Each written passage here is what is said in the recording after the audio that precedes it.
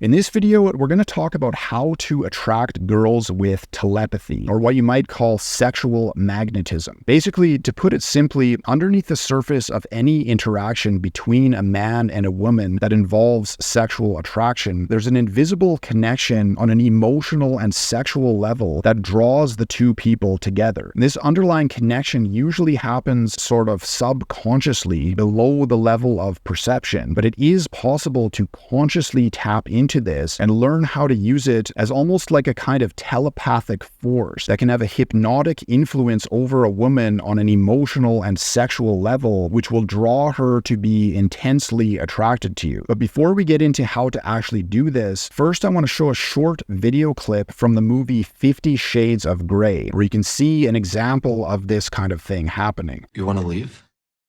Yes. But your body tells me something different. Your legs, for instance. The way you're pressing your thighs together under the table. And the change in your breathing. And in your complexion. My complexion? You're flushed. That could just be the wine. It's the adrenaline.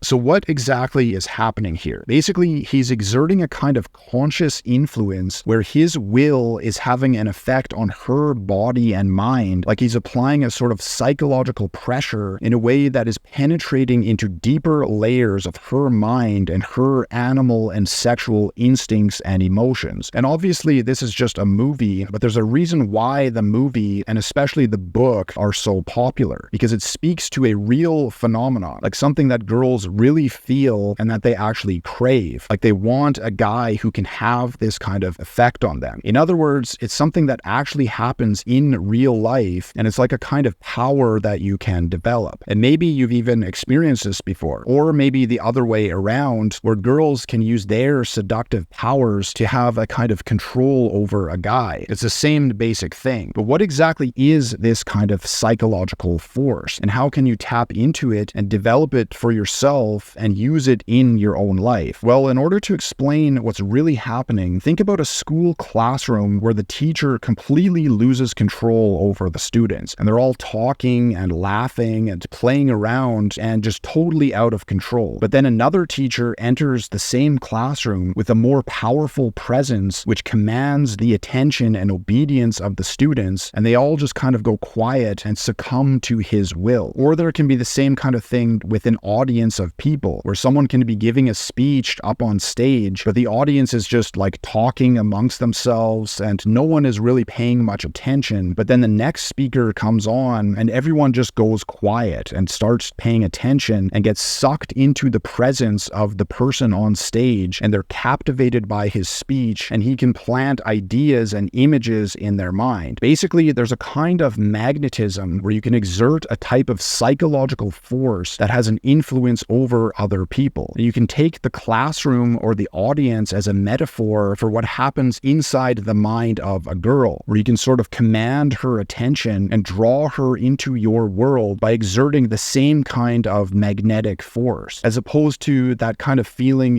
where she's like not really paying attention to you, or you're hoping that she likes you and guessing what she's thinking. Like you don't have a psychological grip on her at all. So basically, there's a kind of magnetic influence that you can have over others, and it's the same basic phenomenon which is at the root of attraction and this sort of sexual magnetism. There was actually a period in history when this psychological force had a name. It was called animal magnetism or mesmerism. But then the cancel culture of that period of time sort of tarnished everything to do with that line of theory and research. And even to this day, like if you read anything about old school mesmerism in books on psychology, it's like high school gossip, just trashing everything about it and making it sound completely ridiculous. But the truth is that the old school mesmerists knew something that our modern day psychologists do not really understand at all. But regardless of whatever theory is used to try and explain this phenomenon, this is actually a real psychological force which originates from nature. And in my opinion, animal magnetism is actually a fitting name. And it also does have effects on animals animals as well. For example, just like the example of the classroom, I'm sure everyone has experienced the feeling where your dog is totally out of control and you try to tell it what to do and it just has no effect on it at all. Versus when you have like a kind of psychological control over it and it obeys your command, even sometimes just by looking at it in a certain way. And there are people like lion tamers and snake charmers and horse whisperers who likewise exercise this kind of force where they have a kind of psychological control over the animals. I used to live alone in the forest where I worked at a remote fire lookout, and over the years, after being immersed in nature for so long and having different encounters with dangerous wild animals and stuff like that, I also tapped into this same kind of thing. It's like the underlying psychology of nature, which has evolved and adapted over time, but still exists and is at the core of human psychology. It's just that humans are usually too preoccupied inside their own cerebral cortex or in their smartphones nowadays, so we become kind of disconnected from this underlying primal psychology. But it's still there and it still has an influence over us more than anything else. And this is especially true when it comes to attracting girls. And I'll get into how to actually do this in a second, but first I'm just going to read a quote from a book called Mental Fascination that sort of ties this all together. It is related by travelers that when one comes suddenly in the presence of a lion, tiger, or leopard, his legs seem paralyzed, and the eyes of the beast seem to exert a peculiar fascination and power over him. I've seen a mouse manifest the same emotion in the presence of a cat, and the same is true of a rat in the presence of a ferret or similar enemy. On the other hand, every observer has noticed the wonderful, charming power that animals exert over others of their kind of the opposite sex. If you've ever witnessed the courting of a bird during mating season, you will have a keen sense of the reality of the power employed. One of the birds will be seen to actually fascinate or charm the one of the opposite sex, the latter lying still with quivering wings and a helpless expression in its eyes. So this is basically what we're talking about, this kind of force, which in this book he defines as the action of a mental force that powerfully influences the imagination, desire, or will of another. So this force originates and comes from nature and is still at the core of sexual attraction between male and female humans. But how does this actually work? I remember something I heard in some YouTube video years ago where there was a guy talking about something he called phase shifting. I don't know if this was a common term or if it was just what that one guy called it, but what he was talking about was something that I've done before, so I knew exactly what he was referring to, which is like, for example, when you're talking to a girl and then you suddenly shift the attention and focus so that there's like a deeper connection on a different level of consciousness. For example, maybe you're talking about something like just having a regular conversation and then suddenly you stop her and you say something like, "You're really cute. I just had to say that." And just look at her in a way where you shift the whole conscious focus, and there's basically like a hypnotic effect that changes the entire atmosphere and brings a sort of connection on a deeper level. This can also go to even deeper sexual levels where, just like in the movie clip from before, it's like you apply a kind of psychological pressure where you're penetrating into her deeper animal and sexual instincts. And you don't even necessarily have to say anything. It can just happen as you're having what on the surface seems to be a normal conversation, but you shift your own attention and conscious focus so that it's like you feel her body with your mind and you feel the sexual tension build up, and it's like there's a direct underlying connection between you and her that you can feel very tangibly that's going on underneath the surface. And obviously this is very difficult to explain, but if you can do this, it does have like a telepathic kind of effect, and it can make her almost irresistibly attracted to you in a very sexual way. But this is all easier said than done because, for example, if you're nervous or self-conscious or if your energy is off, then you just won't be able to do this at all. So first of all, you needed the confidence so that you can just be natural in her presence and carry on a conversation and do all the surface level things without having to really think about it too much, so you can free up your consciousness and attention to focus on this kind of deeper underlying connection. Sometimes the hardest part is just remembering to do this when you're confronted with all the other stuff going on. It's kind of like when you first learn how to drive a car, where you have to pay attention to all sorts of different things, and it can even be kind of overwhelming. But once you get used to it, then it becomes second nature, and you can focus your attention on other things at the same time, like having a conversation with someone else in the car. So you basically have to do the same kind of thing with girls, where at the same time as you're managing the surface level interaction, you're simultaneously focusing on the underlying connection. And then you need to relax and calm down your energy so that you can bring this connection to deeper levels. And again, this is hard to explain, and it's not just as simple as me telling you how to do it and then you'll be able to do it. It's more like you have to go through a process of meeting girls and building confidence and becoming more natural at everything, and then go to these deeper layers as you get more experience. But the best way to start tapping into this is with eye contact, where you can start to get a feel for this kind of direct underlying connection and raw sexual attraction and energy that's connected to deeper layers of the mind. Now, I'm not going to get into all the details right now, but if you want to learn more of the practical side of how to actually go through a process where you can develop this kind of magnetic attractive force inside of yourself, then just click on the link in the description, where I teach all of this in a lot more detail. And other than that, I will talk to you in the next video.